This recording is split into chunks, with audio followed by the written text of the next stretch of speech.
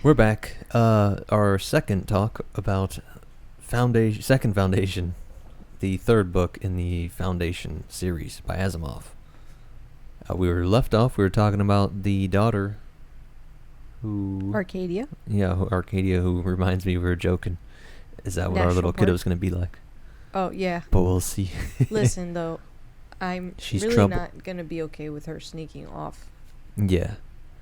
So, this guy was coming to her house being all clandestine, but the way we find out how smart and observant she is and bold she is, that she just picks apart his plan. Like, who would even sneak in like that? Why would you be sneaky about it? You should be all, act normal. Act like it's just another business meeting.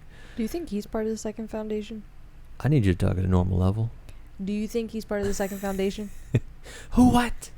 Who? The friend there? The student, yeah. You end up finding out that he was like the last student or apprentice under Khalees. It's like the biggest scientist for like neuro. Yeah, her dad used to work on studying brain waves and stuff. Again, this is all written in the 40s and 50s, so it's kind of cool to see thinking ahead on how neuroscience, would be done and all that. But yeah, they all work together. This guy too, right? Was part of that same lab. Yeah. So her dad, Dr. Darrell. Yeah, Darrell. He used to work with this guy Khalees, and they used to measure people's brain waves. So they were suspicious from the beginning. Yeah. Which, funny side note, there was a new form of kind of like racism theory that was going on, like phrenology, that you could judge somebody by their shape of their head, and all these as new sciences emerge, people want to classify people. I have that highlighted somewhere. Yeah. Where, like, he writes a comment where like that would be racist. Yeah, he like super shits on that idea. It's not nice. Mm-hmm. And was not like, I guess like real isms. You can't lump everybody in there just because their brainwave pattern, might have had some little whatever. But yeah, they were both working on this. That's how they met, and they're in the secret society. The chapter is literally called Conspirators, I think. Well, not Khalees. So Khalees ends up. There's a huge kind of like what's it called when. Just to make it clear, it's the student that's part of the. His name's Anthor, something. Yeah. But Khalees, his mentor and higher up, ends up dying. But there was a fallout between him and Dr. Darrell. Yeah. Darrell. Wow. But why does he die? They actually just write he died. I highlighted it because you're thinking it's Second Foundation manipulation, or I don't know. I find it suspect. His brain going so into it. I find it suspect that he just died. Yeah. I mean, unless he was like really old. What's the meme? But they don't make it. Just fucking died. It's literally the meme. Like when you're just done. Yeah.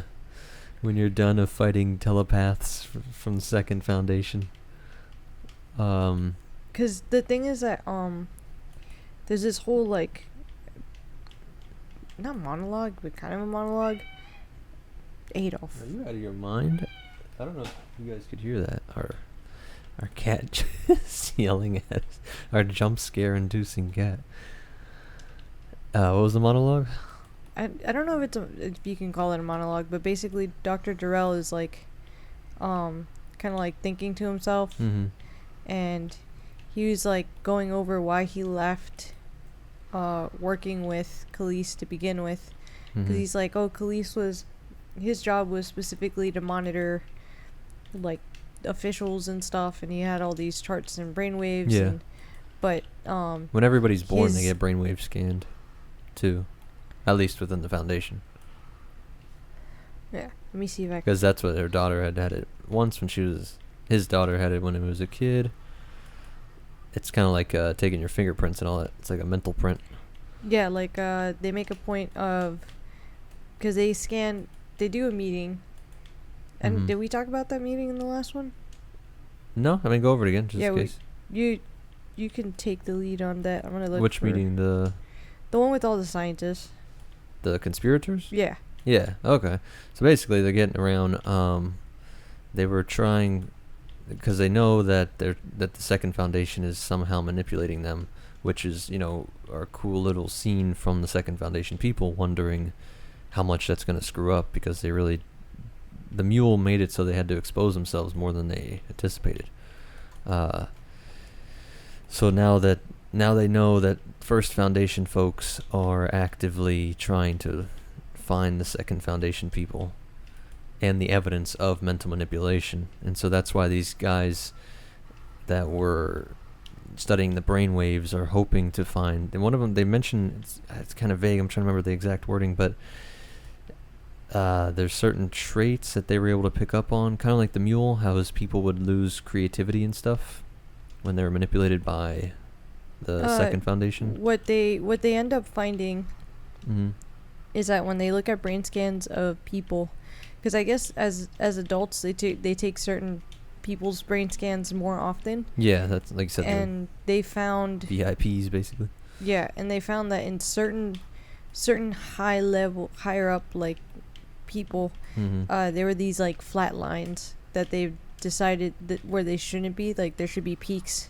And they found flat lines in the scans, and so they decided that this is proof of the tampering of the Second Foundation upon key people. And they found that of the key people that have been tampered with, they're all on like the periphery of the, like they admit it's, so far they haven't been able to find proof of anyone being tampered within like the internal and the higher ups. It's like all periphery people, but they're not quite sure. Like they can't guarantee. Yeah, you can't prove that. It's already, even at this future tech, they're trying to do, mind reading through a graph. So you can't totally tell.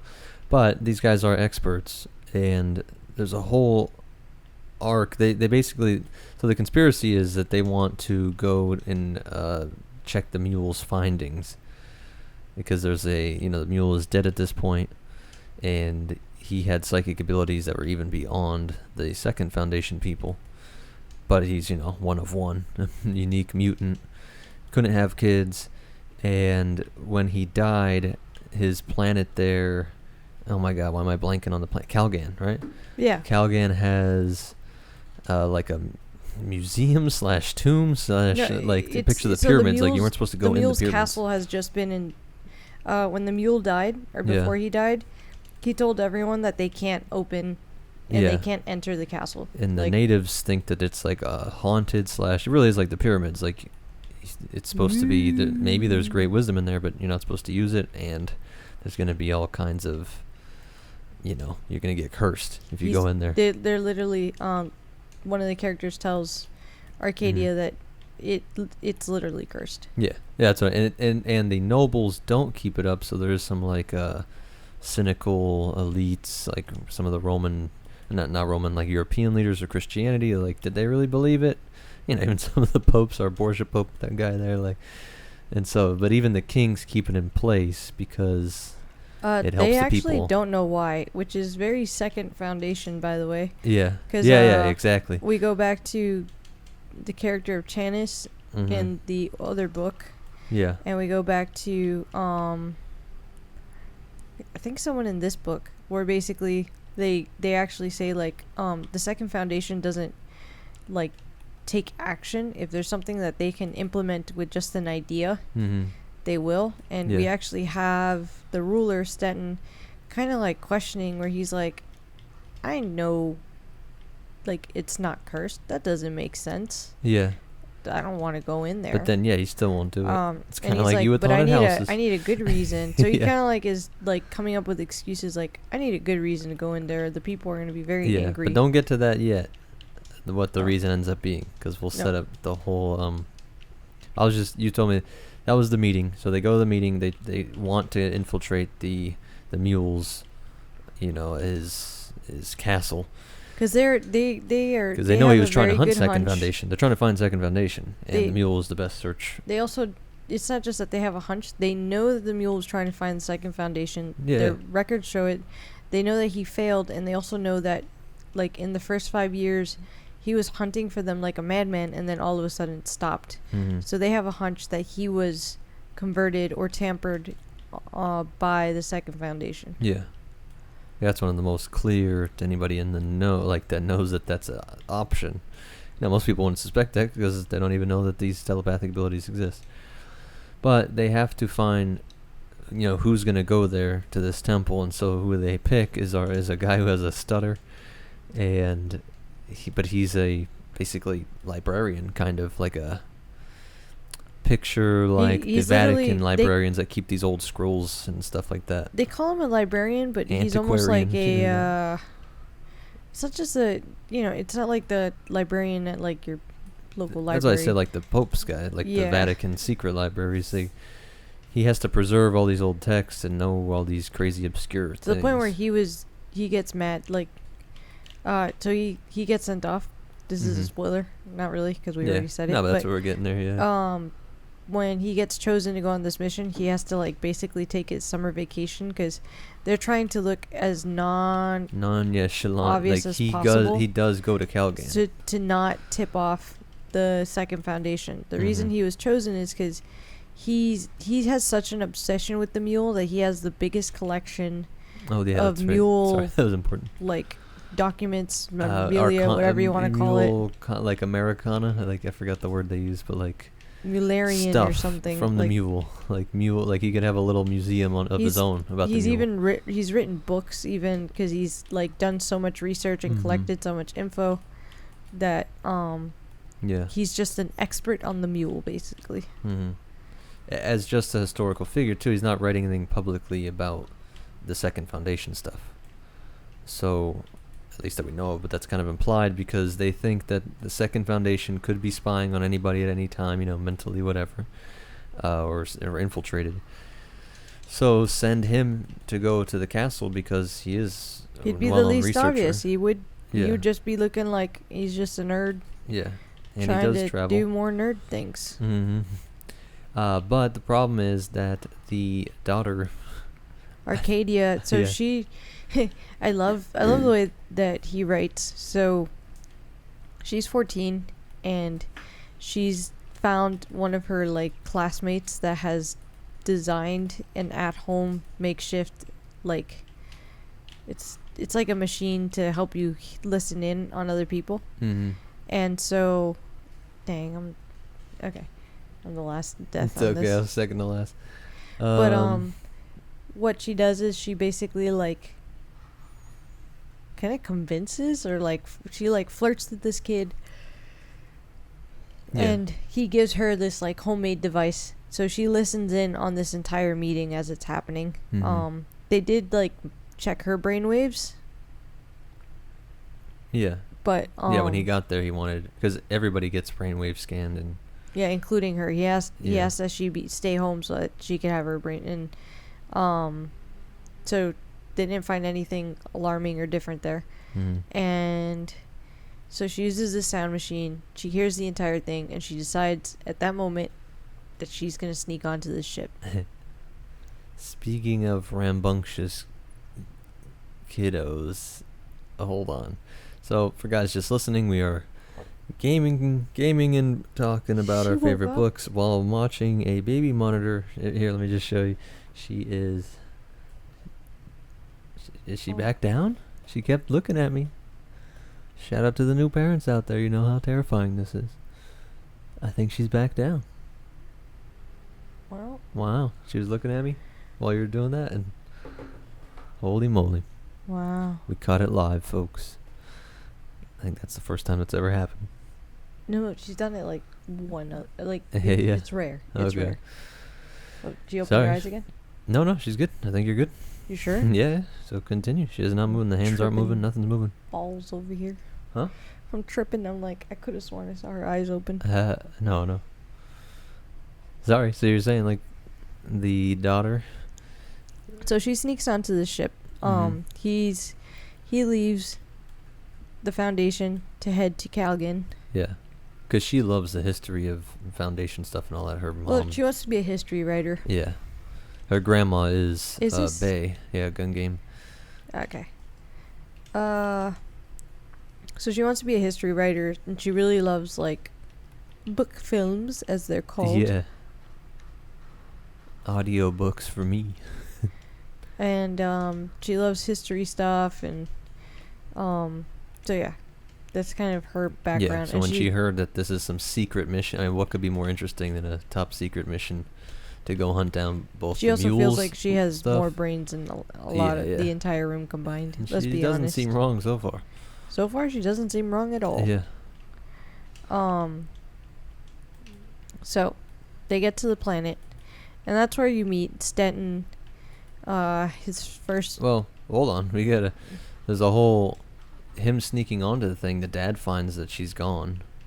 Oh yeah. And they have a maid because the mom is dead. And yeah, I called that one. I know. Yeah, they don't tell you that right up it front, was but obvious, you can kind of tell. Why is there no mom and all that stuff?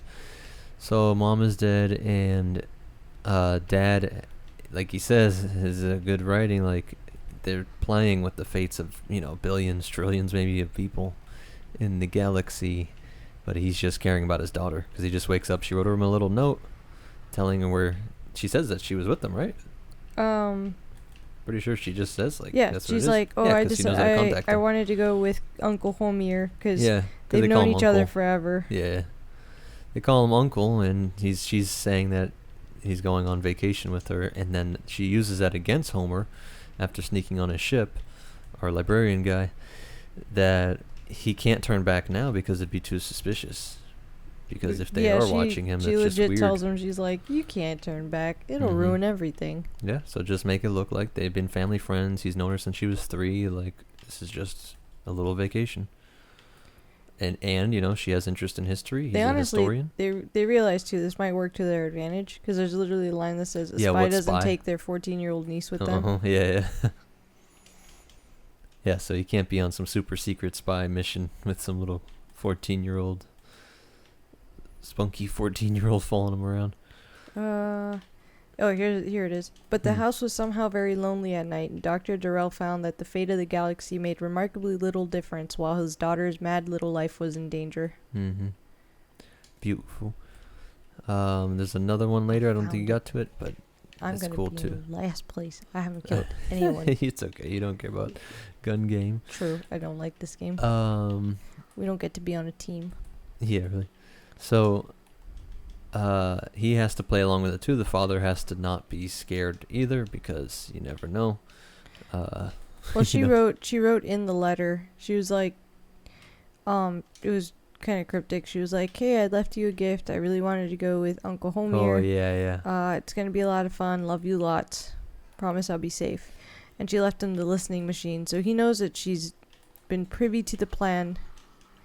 And he's explaining that to his old researcher coworker. His other guy, right? coworker's like, you got to call this off.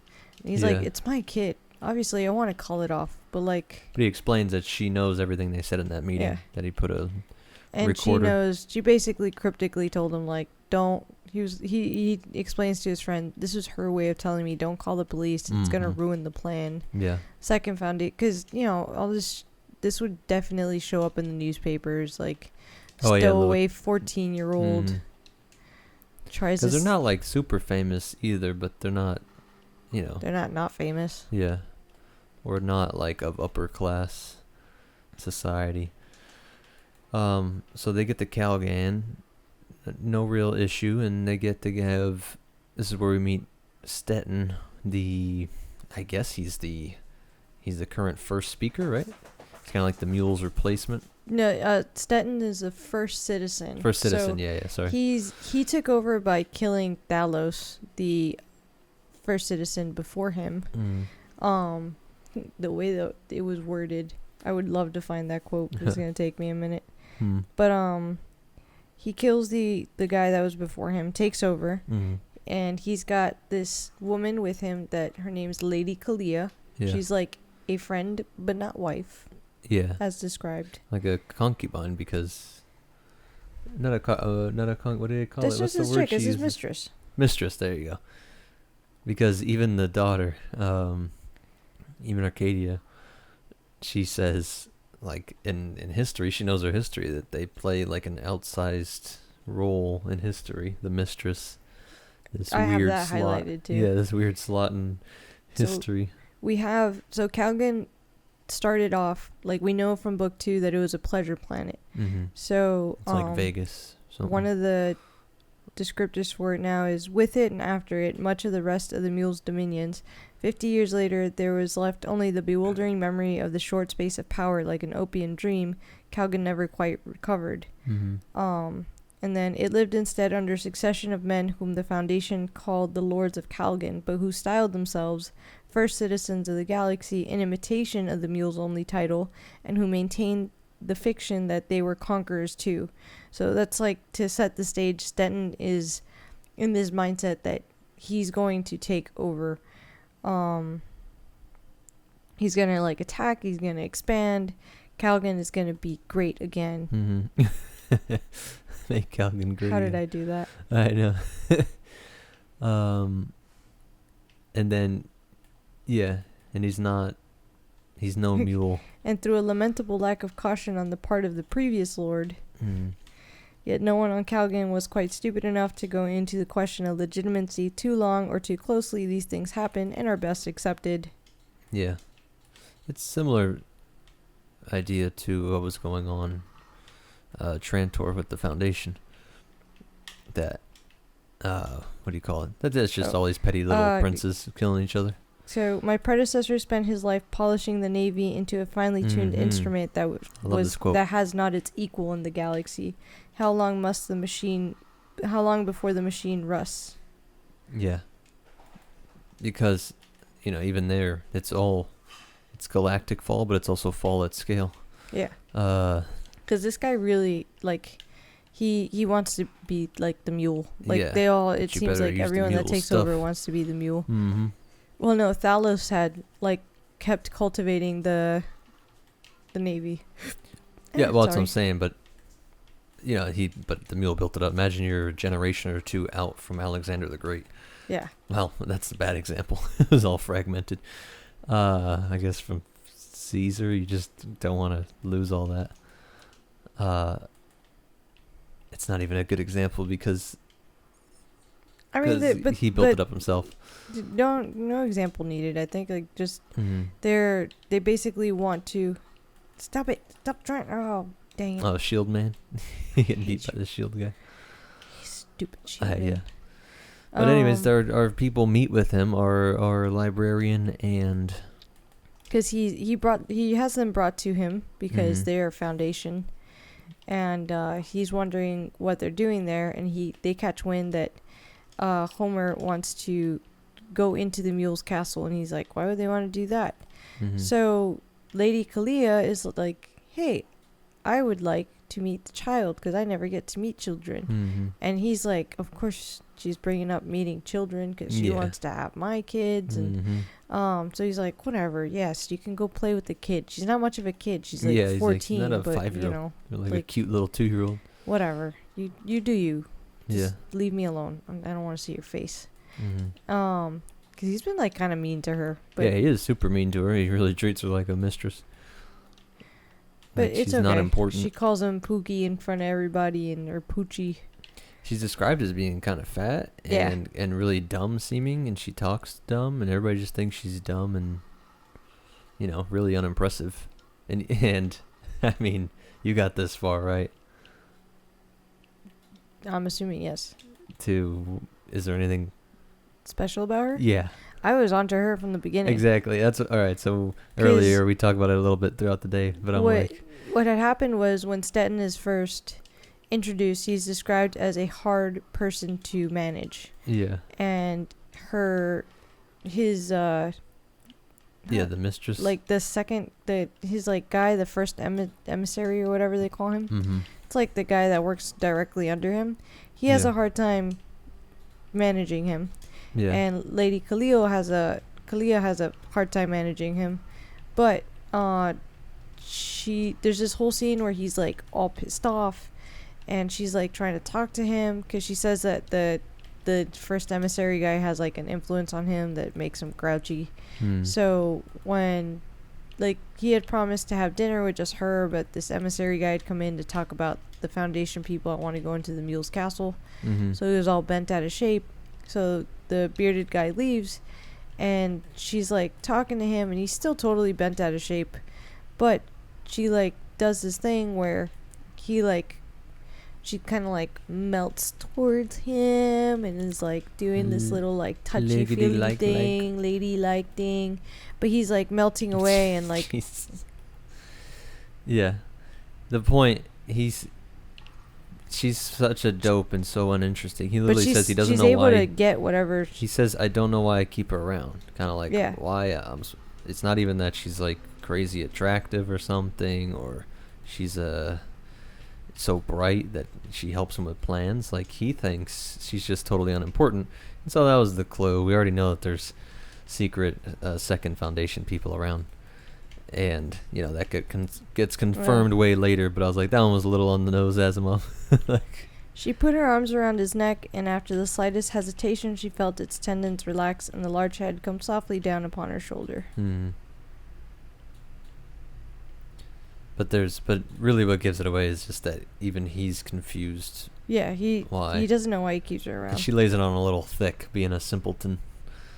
It's like, really, some, you know, unattractive and simpleton, and all she cares about is Pookie. Oh, he's my little cute little lover boy. I don't have any ambitions. I just really want to have date night. But even so like, she does arrange to have tea, and I did find your mistress breakdown. It goes, in fact, she had often, this is Arcadia. Yeah. In fact, she had often thought of being an all-powerful and glittering creature herself, but somehow mistresses weren't in fashion at the Foundation just then, and besides, her father probably wouldn't let her if it came to that. Yeah. Just pretty funny. But they have this, like, tea, and the Lady Kalia offers her, like, a necklace of pearls, and she says, I shouldn't take it. My dad says I shouldn't take expensive gifts. Yeah. And she's like, oh, but, you know, Poochie gave this to me, and, like, was it wrong of me to take it? But she lets the pearls slide to the ground, and instantly we're on to, like, the next topic, and Arcadia, throughout the entire conversation, there's, like, this emphasis on, like, what she's feeling. So when she feels like this lady is, like, intrigued, she's like, yes, intrigue, this is what I want her to have, to like convince her, like, this is how I'm gonna get her, because she's 14. And she even says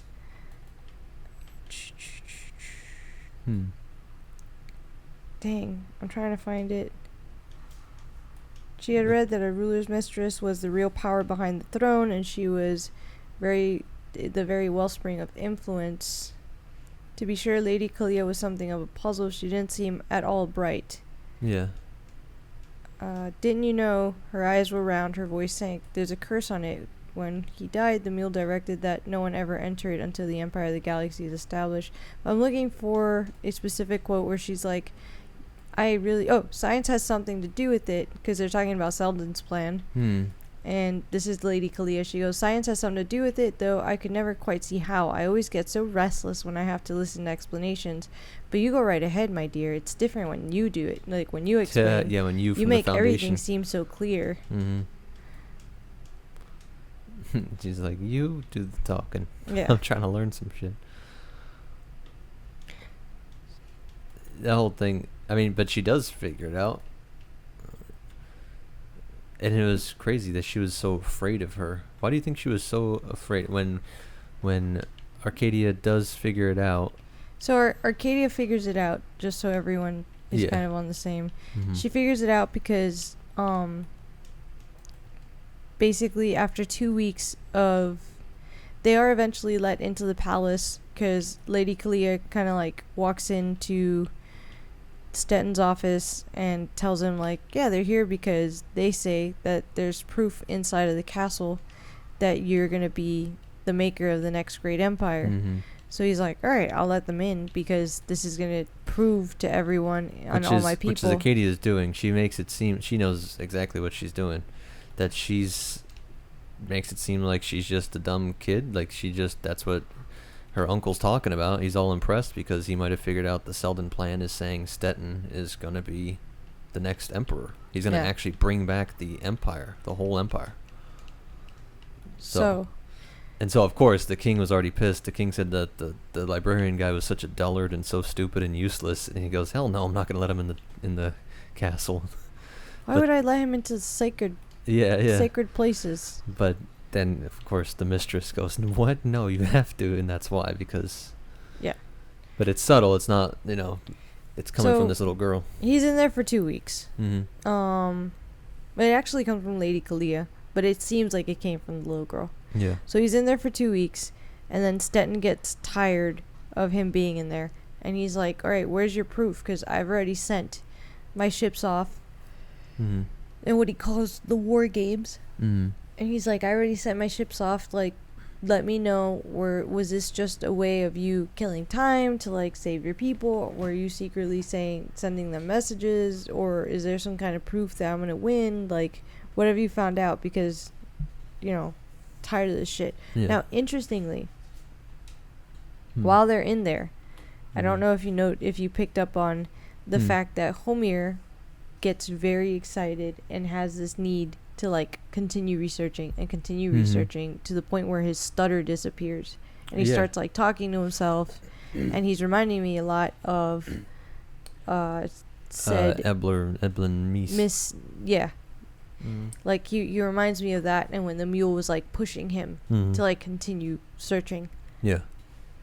They get lucidity or, like, intense focus at a roll, but at their own, it's a real RPG game. So they lose health points. He gets pulled in, and he's been separated from Arcadia, who's sitting, like, in a room. And so Stettin basically is, like, talking to him, and he's like, well, I'm going to keep you hostage because I need you to, like, break this down and prove and something. He basically is not going to be letting him go. And then he reveals the intention of marrying Arcadia so that he can have heirs that have a strong connection to the Foundation. Yeah, because the mistress met him when she was only 16. Well, not just that. So it's only 2 years apart. He originally, like, earlier in not the chapter, but, like, earlier in the book, he's literally talking before Lady Kalia comes in, and he's, like, thinking to himself, like, I need to find someone that has good roots in the Foundation. So he finds out that she's the granddaughter of Beta Durrell. So by marrying her and having heirs through her, his kids would have that strong connection to the Foundation, and it could make it so that there's, like, kind of like a negotiating ground with the Foundation. Which would be funny for his love and his people's love of the mule. And then this is the lady that, well, I guess they don't know that. Nobody would really know that story, huh? That she killed Mies Eblin. A lot of people. Well, and people in the Foundation know. I guess some people would, some people wouldn't. Do you think the mules people would know that? I doubt that. I don't remember if he says it explicitly. Foundation people know it. She's like the biggest hero, since, the mayor's era. Oh no, but I mean, it's a good question because I don't know what I know that they mentioned that, like, they love them, right? The wealth of the science that was in the Foundation was spread out. You know that under the rule of the mule. Yeah. I don't know that was the cool... people necessarily love the mule. Because part of the attack was that they would hate him, right? The whole revolt. That was, the elders had already been sent back. So, like, we know that there's second foundationers on Kelgan. Yeah. Because they were going to arrive whether the mule gave up or like, whether whatever happened on Rossum. Yeah, whether or not. The elders were going to arrive at the mule's planet of Kelgan. No matter what. It was like, they were like 6 hours away or some crazy specific number. Yeah, maybe they don't. I mean, like you said, maybe it's not really revered. It really is. They're scared of the castle. It really is. No, I could see, like, elders holding up there or something. Or, like, Second Foundation having people there on the planet. Maybe not necessarily in the castle. But he doesn't, like, run into people, right? It's not like it's... I think Calgon probably has multiple, because multiple people were sent to Calgon to begin No, with. I'm saying in the castle thing, in the No, he mules. doesn't. The castle's eerily, it's gloomy and sad, giant, and right? things Yeah. make noise, and your feet echo, and Yeah. Arcadia specifically does not like it. Mm. It's like actually spooky. Yeah. Like maybe they're not making up shit. I'm trying to think of anything. Oh, and then the escape. You got the escape. You read that part? Yeah. So basically, what happens is that Lady Kalia realizes she catches wind of this intention. Mm-hmm. Stetton's intention of basically marrying this little girl. Yeah. Now I think it So- was written. It seemed very genuine from her part. I don't know if obviously she's scheming in a Second Foundation lady, but I don't know. I think it was like she was actually creeped out. No. No, but they can't have that happen. Yeah. Because she would lose all control of him anyway. Mhm. Like, whether it's that she actually wants the position, like it's coveted, or whether it would just strip the Second Foundation of that position. Hmm. Because, I mean, if he marries this little girl, she's going to have to constantly be competing against Arcadia for attention, or She does admit that. if not too. being cast away altogether. Either she admits that, or Arcadia picks up on that. Arcadia, it picks up on that she is jealous. Like, Yeah. she knows she ain't no young chicken Mhm. no more. She's gonna be replaced. Huh? Replaced by the 14-year-old. Exactly. Well, Because that's where she tells Arcadia she met Stenton when she was 16. So yeah. it makes sense that his eyes wouldn't Mm-hmm. find 14 to be all that Yeah. young, You gotta pull the drizzy on him. basically. Yeah. So, she basically starts to sneak her out. There is like And he like in puts her between in. all of this, there's a conversation where we learn about her dad, but I can come back to this. Okay. But basically, Lady Kalia like opens the door, sneaks her out through like a secret passage that they use to sneak between her room and his room. Hmm. And I loved.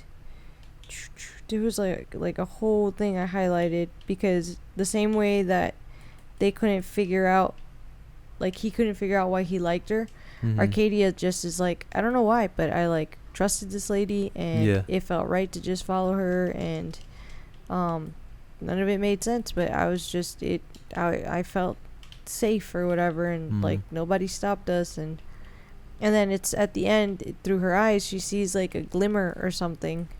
She sees something in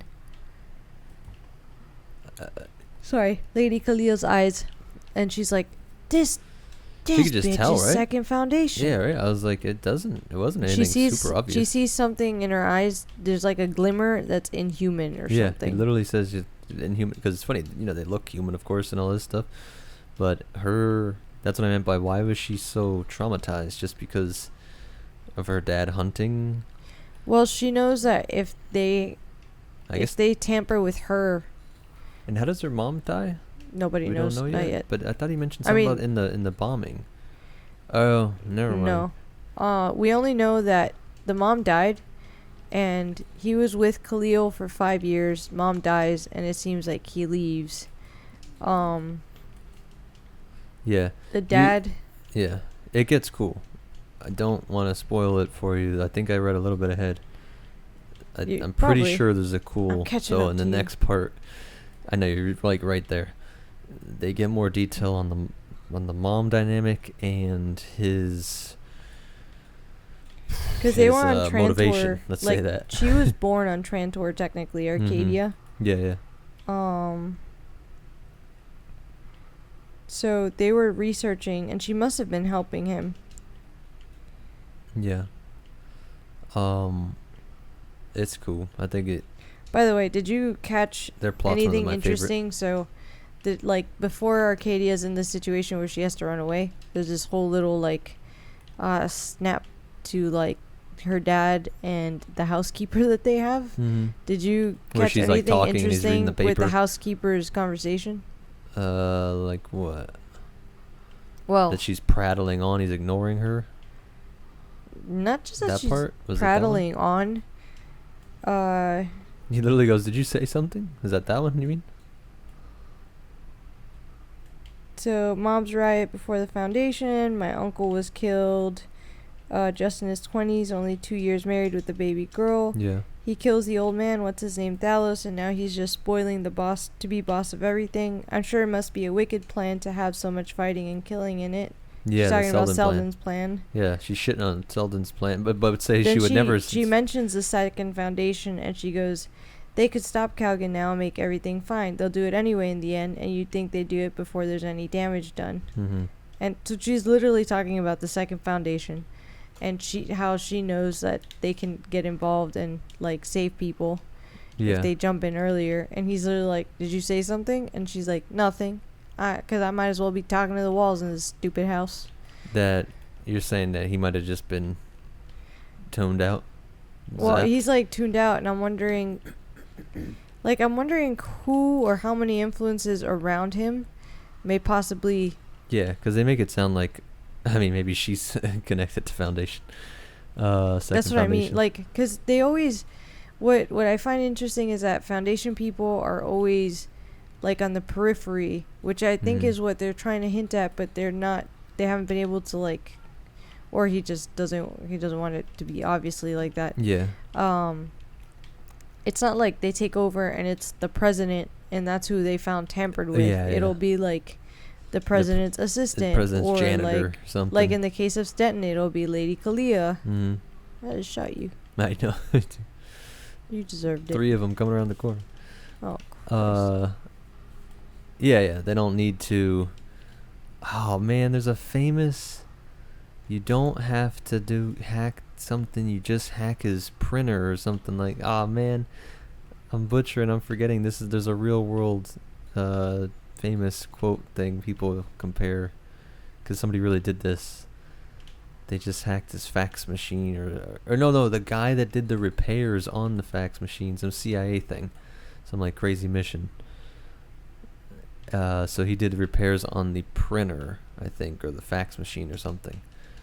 And so they would just keep a record of that. They didn't have to hack anybody's emails or phones or wires. Stuff. Hilarious. So that's who would be, like I said, that's how the Second Foundation would do it. They wouldn't hack the president or somebody obvious. Yeah. The top general. It's just going to monitor your shit Mm-hmm. to and fro. Yeah, the one key person at the right time that can just nudge things. You said you wanted to say something about the dad story? The dad was just interesting. He mentions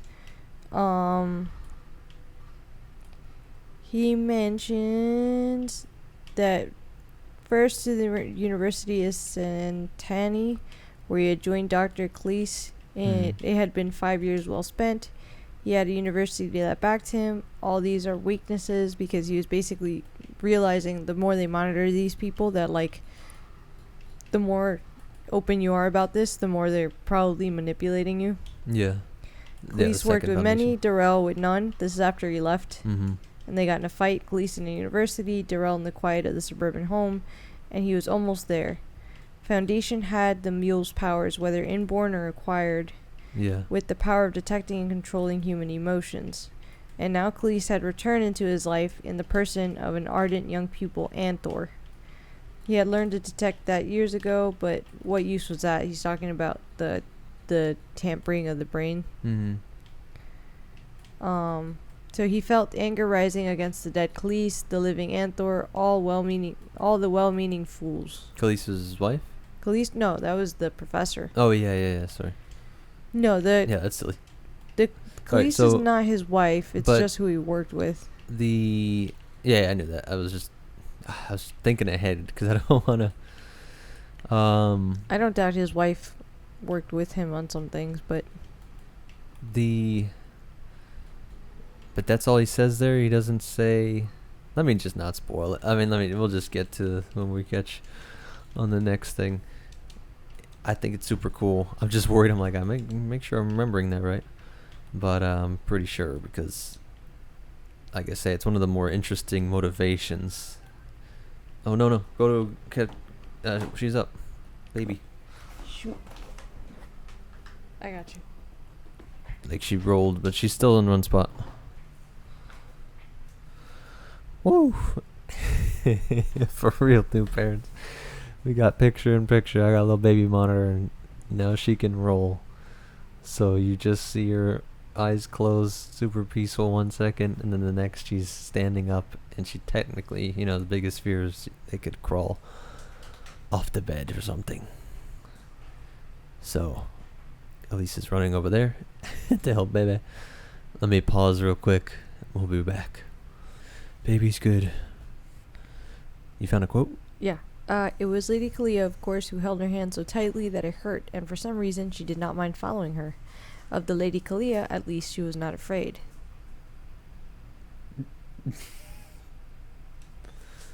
Sorry, dog attack.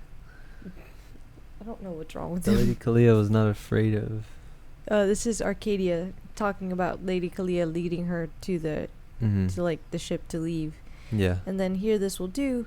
This is a quote of Lady Kalia. Here, this will do. It will have to do. Do you have money? Here, take it all. Yeah. And this, she was stripping her ears and fingers. Just go home. Go to your foundation. Mm-hmm. Which, she's making it frantic and just run home and please and be scared because she wants her to go to Foundation to be tracked, right? Well, she wants her to go back to Foundation. Yeah. Back to warn her people that there will be war. And, she basically... But I'm a little confused. Like, why do they need her to go back to... Well, why does the Second Foundation... I have two quotes that might shed light. But for one eternal second, Arcadia still did not move, for in that last moment, before Lady Kalia left, Arcadia had seen something. Those frightened, frantic eyes had momentarily, flashingly, lit up with a cold amusement. But that's how she can tell she's Second Foundation? That she's non-human? Yeah. She was running from a single frail woman who had helped her escape, from a creature who had loaded her with money and jewels, who had risked her own life to save her, from an eternity she knew, from an entity she knew certainly and finally to be a woman of the Second Foundation. Mm-hmm. And then she says, lastly, she knew that she must escape. She was the only important person in the galaxy because in all the galaxy, she and she alone, except for they themselves, knew the location of the Second Foundation. Yeah. No, come on. I can't believe I got kicked again. I'll back out. Can't leave the wife after reading that great quote. Yeah, that's where it's revealed. But I don't get why. Why do they need her? Why does the Second Foundation need her to go to... They know where... 1 second. Everybody knows where the Foundation headquarters is. One last thing. Lady Kalia, old, fat, stupid, but she held on to her lord somehow. Oh, it was clear enough now. Everything was clear. So she was like putting together that she... Yeah. And there is one last... I can't believe I didn't highlight it. There's really one point where she says something to her and she's like, wow, it doesn't even sound like herself. Like, she sounds like she makes sense.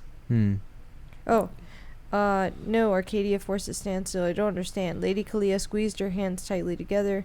You must go back to warn your people there will be war. Isn't that clear? And, like, I think it's the sentence right after that it's, like, it was so uncharacteristic of her to, like, not sound like a bumbling idiot. Yeah, you're saying Kalia. Yeah, Lady Kalia. Yeah. So this is how the mistress is... Arcadia puts together that Lady Kalia is... probably Second Foundation. And she's playing a little too strong there. Like, she seemed competent and impressive in that, like, couple sentences. Not like you said, the aloof, almost like not a gold digger, but just a mistress. She's gonna go from, like, oh, I hate explanations. Like, what is Selden's plan? I'm too dumb for math. You don't see clearly that there's going to be war. You need to go warn your people. Go back to the Foundation. Go do X, Y, Z, because shit is imminent. This is not a joke. So Arcadia knows that if she goes back and if she does warn her dad, they'll probably track her or follow her or... Yeah, it's just funny the Second Foundation can't find a way to do it. If they're not onto them already. Yeah. I don't think they can hear it. Our dog is having a spaz attack. He got a haircut, and they went really short, and I think it's freaking him out. I think he just realized he looks like a naked mole rat and not a beautiful golden doodle boy. With his cute little face. Because, alright. I didn't recognize him when we picked him What up. happened is that we had a mobile groomer, and they were... things weren't great with them, and then, like, the yard is chaotic, and Ben's covered in, like, little seeds, and, like, we try to brush them, but it's really hard, and, like, it's been tough with the baby. So they said, let's just chop him down. Yeah. So he's been taken down to, I don't know, what would the fade call it, 0? Yeah. 1? He's got a 0 or 1 fade. Now, it's great on the undercarriage, but even by his ears, I think he's spazzing out. He must have just caught himself in the mirror. You just passed the mirror test, bud? Oh, no. My coworker literally told me to keep him away from mirrors because he's going to freak out. Anyways. Poor So dog. I don't know if you hear a thing in the background, that's him whipping his head furiously as he tries to find himself. He's just realizing he has his existential crisis. He doesn't look like a teddy bear anymore. Anyways, when she's escaping, you got to the part where she's actually escaping and she runs into that weird Midwestern she's like family. In a taxi. No, I haven't. The most I have is that she's in a taxi and she's just gotten to the spaceport. Okay. So I haven't. That's as far as I've not a spoiler, but it's such a funny characters, these two people she runs into. And there's going to be an interaction with Polizia. Do you think that she... No. I mean, it would just mutated be silly. Already? Yeah, like, she would be born like the mule. That's what I'm wondering if he's building up to. Like I said, it's not really a critique of Asimov, but that's why it's such a joy to read. I was saying earlier, I think that's what's cool. The payoff for Asimov stuff is so quick because he wrote it serially in these little, I guess, newspaper things and magazines. Jesus, Ben, I'm being attacked by said dog. I literally force cuddling me. He's literally like, he just... I don't know who I am. My mind swapped by the mule. I thought I was a fluffy, cute boy. Turns out I'm a chihuahua. I'm a 50-pound chihuahua. 50-pound chihuahua. Floppy ears. Yeah. I think they are building up to her being obviously psychically unique, but we've already found out that she had 2 brain scan thingies, and they didn't find anything weird about that. Unless there's some weird detail in the writing that we missed, like, they weirdly like blanked out while reading hers, but I don't think so. So interestingly, if you know that you're gonna have a brain scan, there is one part where Dr. Durrell purposely is not facing the brain scan equipment. Yeah, because your brain wants to flatten it out. Your brain can technically, if you have the willpower. Yeah. You can alternate or. Your brain wants to make the squiggly straight. You can manipulate. Something like that.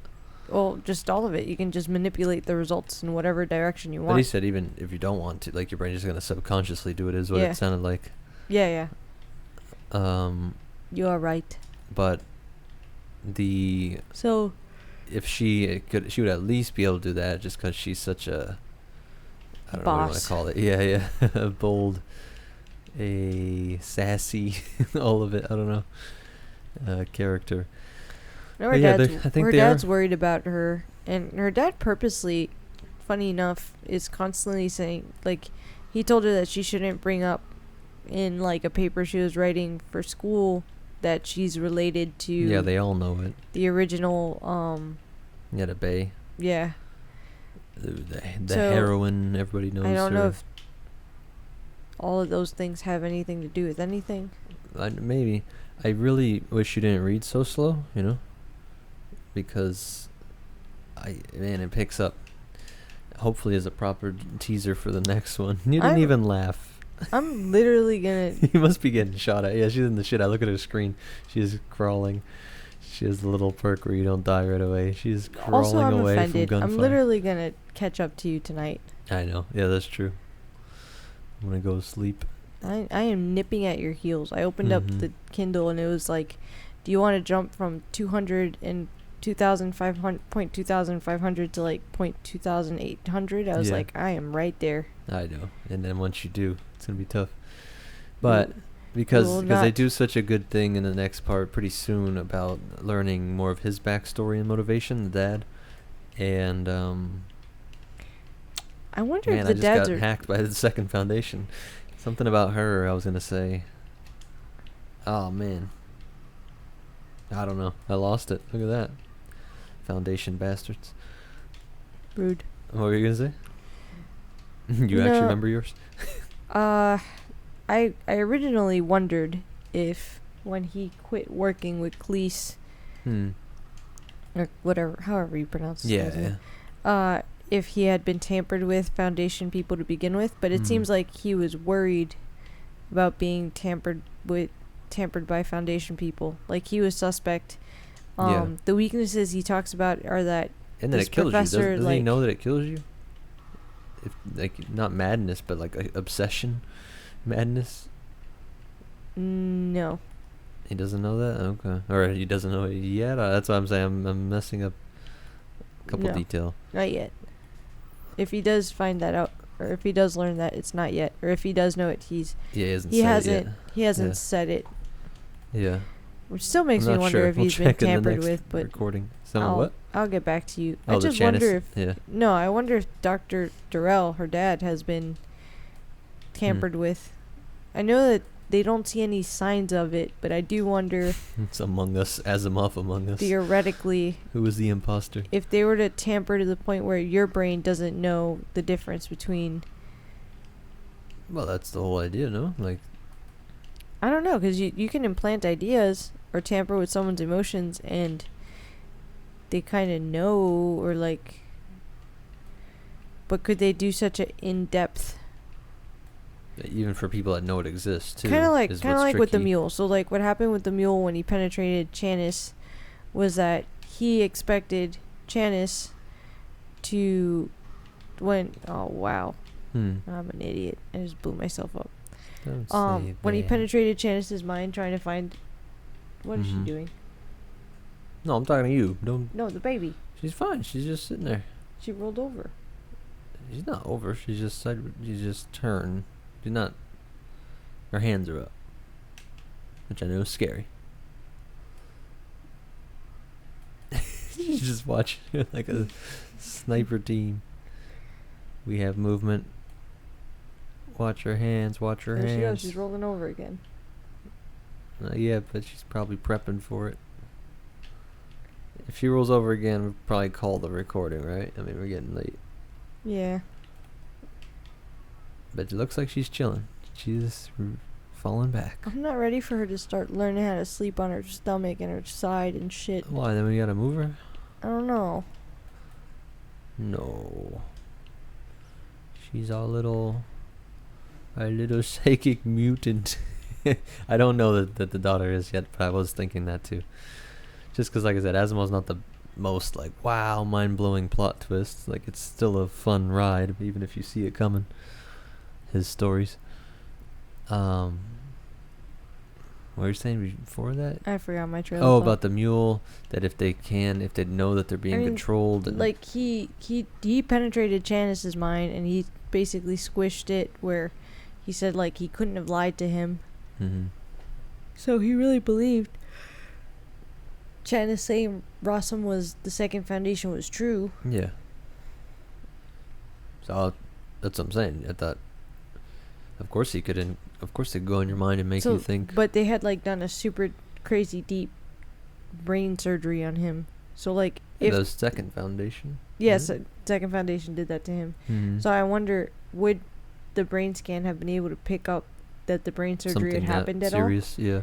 If since they went so deep, as opposed to just a periphery, like, Yeah, it's not nudging. even- Yeah, it's not even their mind control. They actually had to do surgery or whatever that Yeah. means.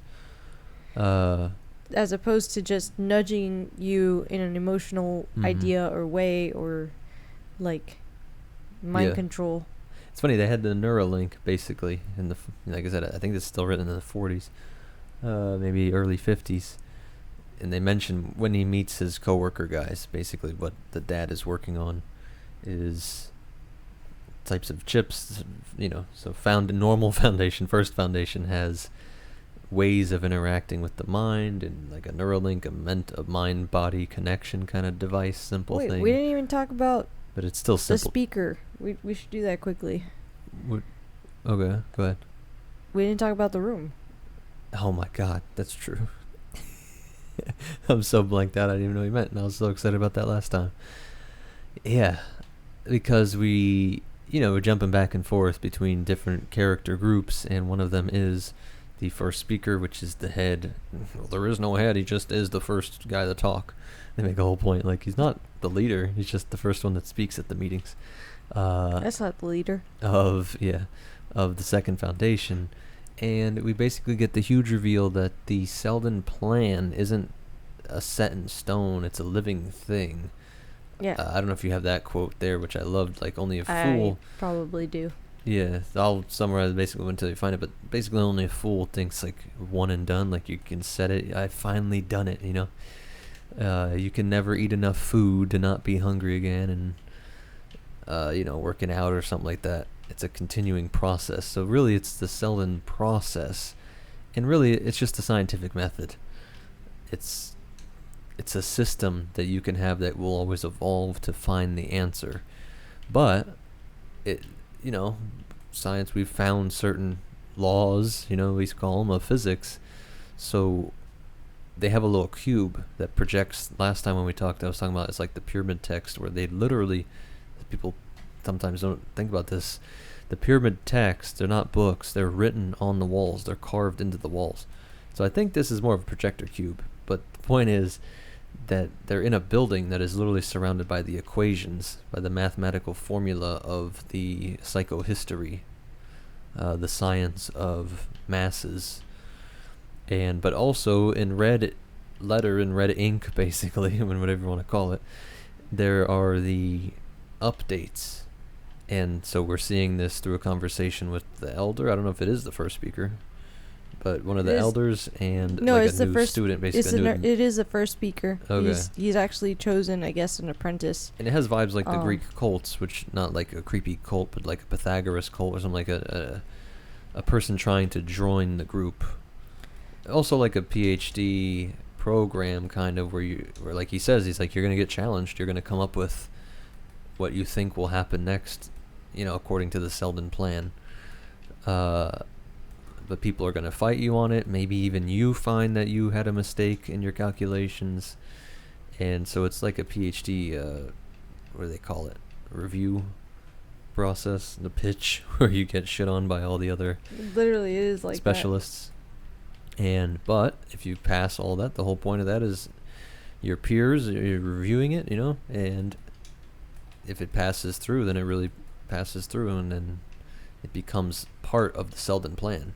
And that seems sacrilegious, which is cool, because it's proof it's not, ironically, it's not religious. It's more of a scientific method. It's not a canon of books passed down from the great, the God-man Harry Selden. It's that he developed this process, basically the idea of the scientific method, you could say, is what Selden offered. And then they have to go about actually calculating it and applying the new variables. But they do think, I say all that to say, though, they do wonder, though, even they wonder, did the mule disprove their science? So think about, like, the issue quantum. Did the mule ruin the entire... So, like, the Selden plan was on the perfect trajectory, and then did the mule, like, ruin it? I don't know if Asimov is playing with... Because they did know about, for like 20 years by now, at least 30 years, quantum mechanics. So the whole fight with all that but it can't be true based on normal physics. And so quantum mechanics is just a separate physics. And so that's what they're worried about. Like, is this mule and all this psychic manipulation, that his level of mutation, did it go so far beyond anything else that maybe their maths, for all you math, maybe that it only applied to a certain time, the way that certain physics only apply to a certain scale. So maybe they're just in a new era where the Selden method, I'll call it, doesn't work. So that's what they're trying to figure out. Well, they have a few problems, and I have technically quotes from the two Go ahead, times quote that 'em up. we've met with them so far. Mm-hmm. But one of them is a finished work of art. It is not definitely wrong. It is not. Mm-hmm. It is the first lesson you must unlearn. First speaker to the student. Unlearn everything you The ever Selden plan is neither complete nor correct. Mm-hmm. Which is perfect. It's not a canon, and it's not, like you said, not a finished artwork. It's not a finished book. It's not a canon religious text. They've watched nearly 400 years pass, and against the predictions and equations they've checked reality, and they have learned. Each red mark you see on the wall is the contribution of a man among us who lived since Selden. Why, he looked upward. There. It is at the period of coalescence, when the second empire that is to be is in the grip of rival personalities who will threaten to pull it apart if the fight is too even, or clamp it into rigidity if the fight is too uneven. So this is them talking about the next crisis. Mm-hmm. I do have the mention where your mathematics will be checked rigorously by 5 different boards, and that you will be required to defend it against a concerted and merciless attack. 2 years later, 2 years will then pass, and your development will be reviewed again. Mm-hmm. It's PhD defense. He literally uses the word defense. So that's the word I was looking for. The PhD defense. There will be nothing to indicate that a correction or addition is yours. In all the history of the plan, there has been no personalization. It's rather a creation of all of us together. Do you understand? Yeah. Because what happens is that this little cube that they have, which I forgot the name of, I feel like it's called the radiant cube or something. The primary something. Shit. So this cube, Go ahead. when they like turn it on, it puts the basic framework of the plan up. Mm-hmm. Not necessarily every little minute detail of the plan, but you can technically scroll around, and like it's connected to your mind. So if you really want to see something, it'd have you to be can like zoom in. microscopic in order to see all of it. So what happens is that when it goes up on the walls, it like projects. Mm-hmm. The projection is like in black ink, but there's all these little red scribbles. So those red scribbles are where people have made additions or corrections or changes or developed an idea further. Yeah. Because what happens is that as they follow the Selden plan, they start looking at all of the possible routes. Mm-hmm. And they'll, in the case of the student, he's been given like a task, and he's kind of like thinking that there's only 2 routes, and the speaker's like, I promise there's a 3rd route. Yeah. And that's what he's trying to work on. So you got all these parallel stories. All that's going on while Arcadia's running around, trying to figure out her whole shenanigans. Control of self and society has been left to chance or the vague gropings of intuitive ethical systems based on inspiration and emotion. As a result, no culture or greater stability than about 55% has ever existed, and these only as a result of the great human misery. Only an insignificant minority, however, are inherently able to lead man through the greater involvement of mental science, and the benefits derived therefrom, while longer lasting, are more subtle and less apparent. Furthermore, since an orientation would lead to the development of a benevolent dictatorship of the mentally best, virtually a higher subdivision of man, it would be resented and could not be stable without application of a force which would depress the rest of mankind to brute level. Mm-hmm. That was probably the most important thing to grab in this whole part. Thank you. Yeah, 600 years from now, a second galactic empire will have been established in which mankind will be ready for the leadership of mental science. But for the leadership of mental science, he's trying to set up Plato's Republic, in a sense. This is the dream I love. You get a lot of rhetoric and a lot of shit. And, when we were in college, it's, the liberal democracy loving, like, academic types. They love, like, democracy and freedom. It's like, but that was never at the core of Western philosophical tradition. Plato believes in a secret society of intellectual elites running everything. And that's what it sounds like it's describing here. Yeah. You got to mold the people to be willing to that, though, because That's exactly. when you listen to the Republic, it's like, well, nobody's gonna play along with it. It sounds so unrealistic and silly. So I have this cute one where it's the first foundation supplies the physical framework of the single political unit, and the second foundation supplies the mental framework of the ready-made ruling class. Yeah. There are several possible second empires that may be formed in the period of stretching from 900 to 1700 years after the inception of the plan, but only one of these is the second empire. Yeah. Why is it necessary that the existence of the second foundation be hidden above all from the first foundation? If a sizable group of human beings learned of key details of the plan, their actions would be governed by the knowledge and would no longer be random in the meaning of the axioms of psychohistory. In other words, they would no longer be perfectly predictable. The second empire is not yet formed. We have still a society which would resent a ruling class of psychologists and to which would fear its development and fight against it. Do you understand that? Yeah. Plato has the whole comparison with, do you want democratic rule when it comes to your restaurant or your boat captain? Like, you want specialists. And so it's literally anti-democrat. It's we don't want the opinion of normal people. We want intellectual elites. That's why you had the philosopher king, like somebody that would be super intelligent and enlightened, but a king, a tyrant, a benevolent tyrant. That's why even your foundation guy, your second foundation guy there, he says the benevolent rule of these people. It's like, yeah, you don't want dum-dums and evil and average people voting. You're going to get average results.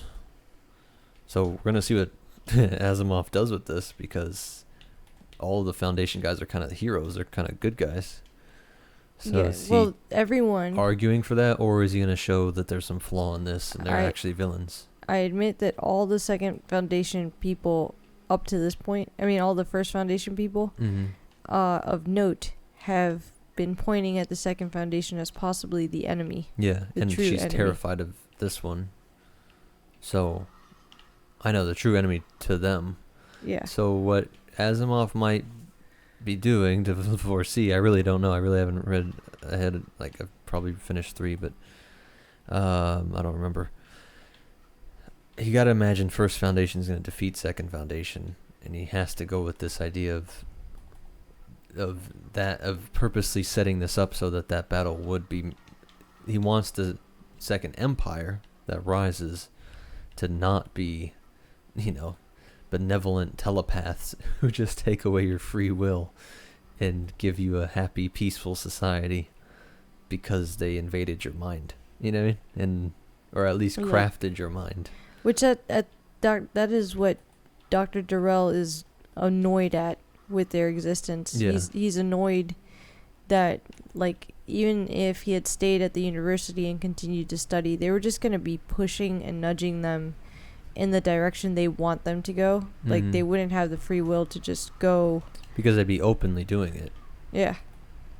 It's kind of like religious studies. If you think it's real, and, like, there's really just the biblically descriptions, and there's all these demons and monsters, like, don't you think they're going to be attacking you guys?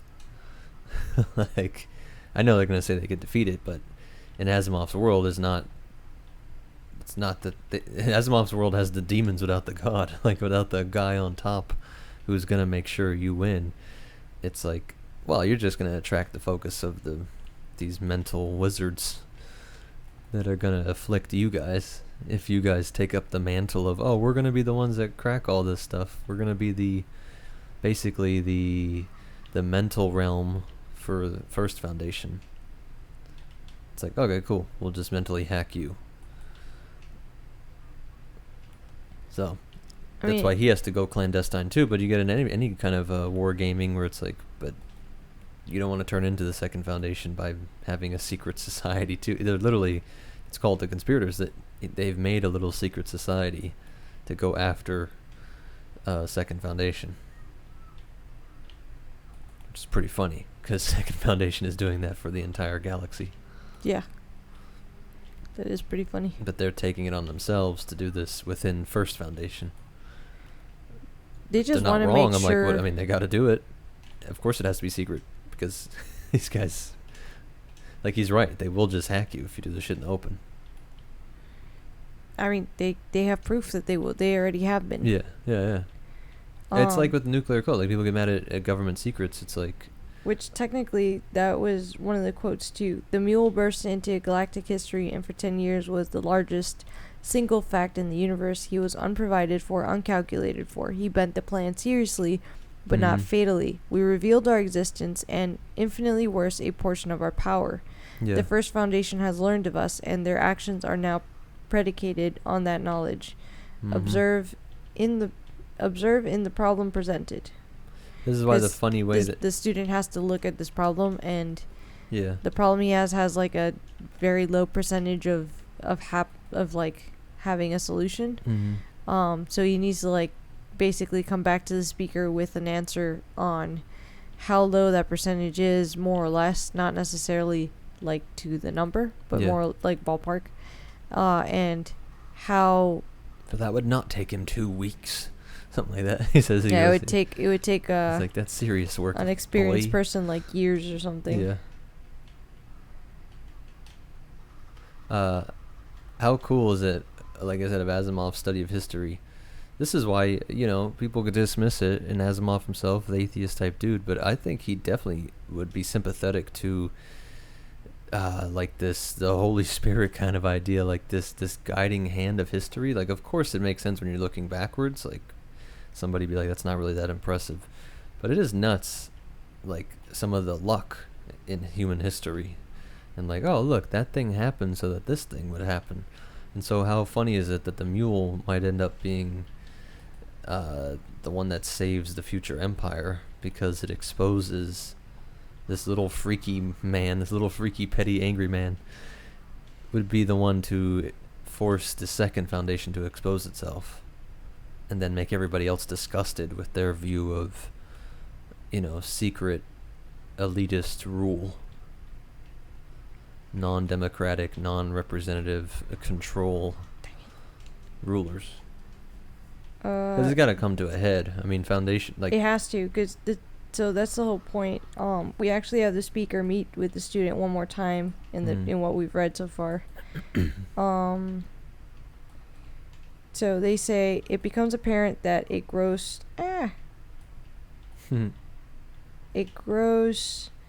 overall change in the basic psychology of the First Foundation has taken place. There was therefore a continuous atmosphere of tension and strain, which was what Selden desired. Yeah. Now they're all lazy too. The First Foundation, in other words, could be counted upon to work at maximum potential. But now they know of the existence of the Second Foundation in what amounts to detail, rather merely than as an ancient and vague statement of Selden's. So they abandon their purposeful stride and allow themselves to be carried upon a litter. Or lighter, I don't know. No, it's litter. Yeah. Another metaphor, I'm afraid. It's like Jabba on his little thing. And that abandonment of effort. Wait, where'd it go? I scrolled too much. And the very abandonment of effort, that growing inertia that laps into softness and into a decadent and hedonistic culture, means the ruin of the plan. Yeah. They must be self-propelled. And perfect. Knowledge of our guardianship and our control will rouse among a few non-complacence, but hostility. Yeah. But most people would.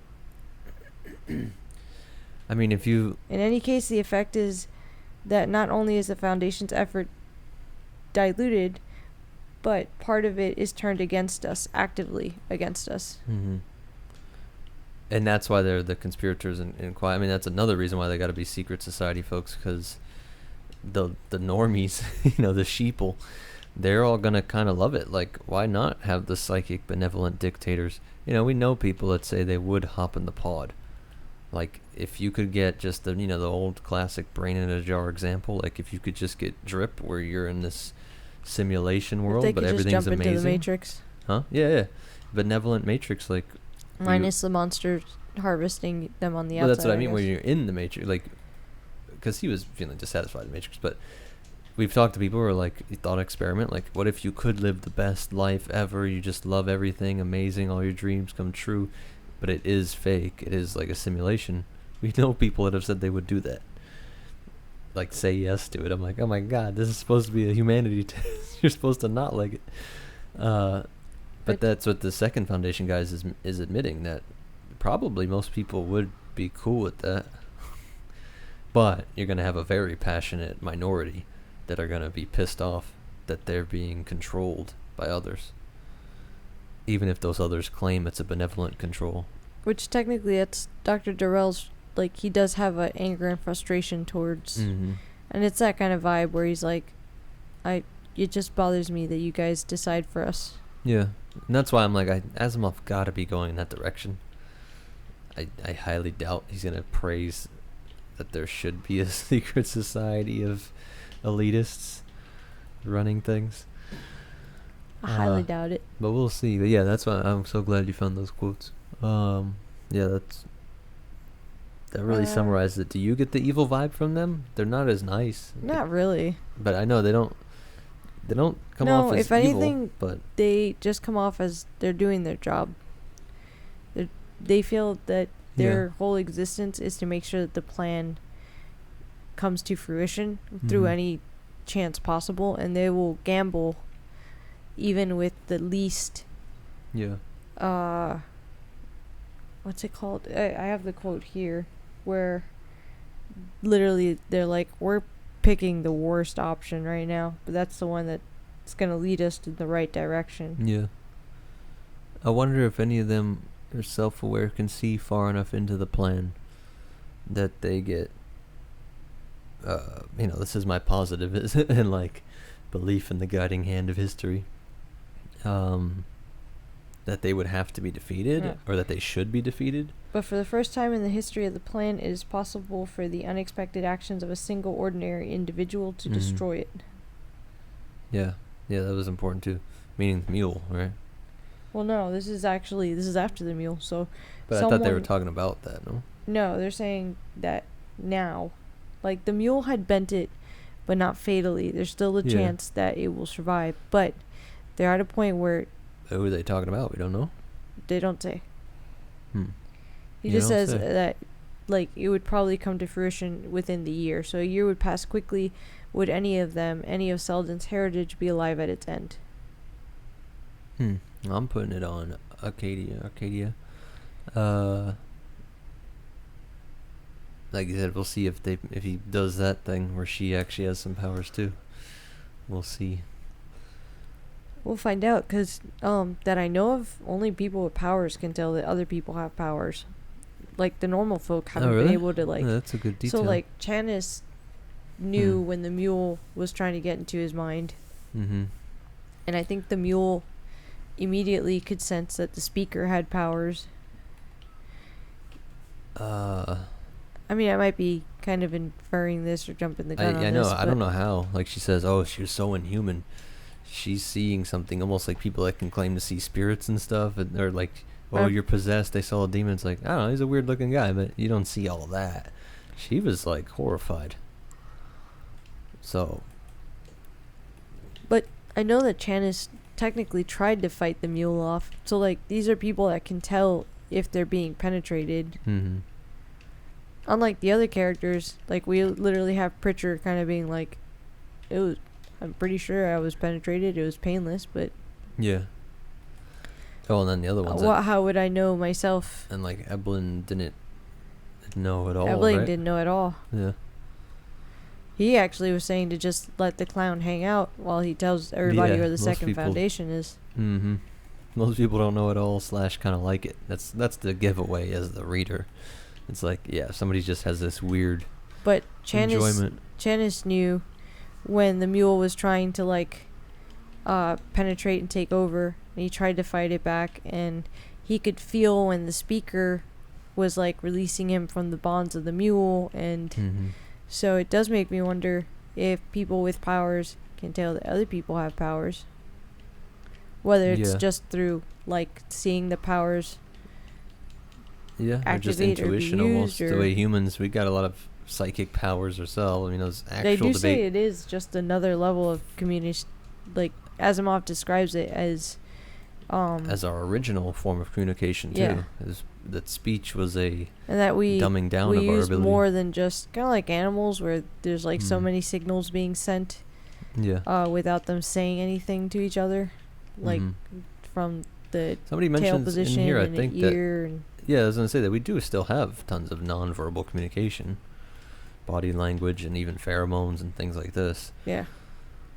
I'm like, that's a jump. It's still like, all right, that's still not brainwave that you need all this difficult tech, like of an EEG to pick up brainwaves. But you know, I'm catching up to you tonight.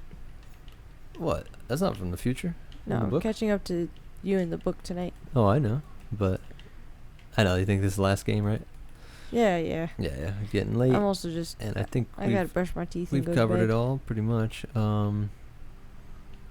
My point is, I like, an Asimov big science guy, but like I said, this wasn't written in the 60s or 70s where you're getting bombarded with the woo woos and unlocking your crystals, man, and your third eye and all this jazz. With the hippie movement, because it is just funny that in such a classic of sci-fi from one of the more sci, oriented one. The hell was that? No.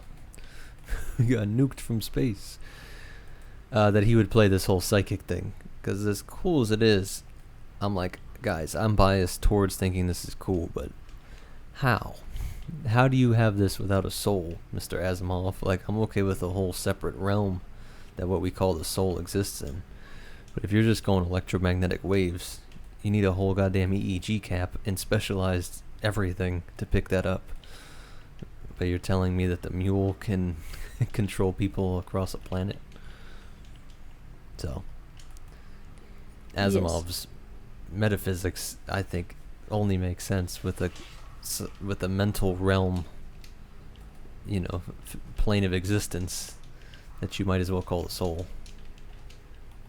It's a non-physical, conscious, thing. See if he plays it out anymore. I don't know how we get to 7 books at this, too. Well, 2 of them are prelude and forward. forward. Yeah, that's true. So. Which are 2 forms of no? Like, yeah. I mean, the same thing? Almost? I think. No. Yes and no. I know. They are technically They different. both mean it comes before. But they both come before. Yeah. Which, Christ. We should have called it. I'm getting my ass whooped this. no worries. The robot series, I think, comes way before. So, that's pretty cool. Way before, and a noticeable, like, I'm pretty sure it ties in. I got a couple books into the robot series.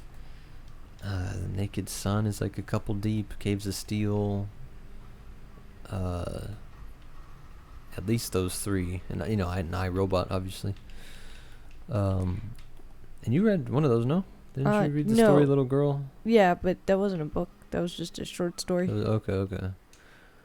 I wonder if any of them are like anthologies of short robot stories that are counted in that series. We'll see when we get there. I mean, but Heinlein plays with this. I was talking about him earlier. Body of work. Yeah, I'm hoping to get into those in the future, and he definitely plays with the whole psychic side. But he's writing later. I think he's writing in the 60s and 70s, probably before too. But the main works I'm thinking of. Oof. I don't know. You want me to call it now? I guess. I think so. I Yeah. I think we're good. You had tons of quotes. You had the best quotes there. I was so glad you actually have them. So it was. Where would I have them? No, just that you picked them. Like we both. That proves that it's his writing and all that stuff. Like the quotes you pick are always like, I'm like, yes, that's the one. That's what I was thinking about. Damn it. And so important. Like I said, it's gonna be fighting off the Republic, Plato, and the idea of benevolent, elite, secret leaders. Secret leaders that go out of their way to make you think you decided that you chose. Pretty cool. Yeah. All right, we'll see you in the next one. I mean, I just don't. I don't know. No, I don't know. have No, much it's true. to say. And it does add it. I'm just excited to see I how never finished how it. it's gonna end, because Mm-hmm. this book is so much better. Mm-hmm. You think 1 and 3, right?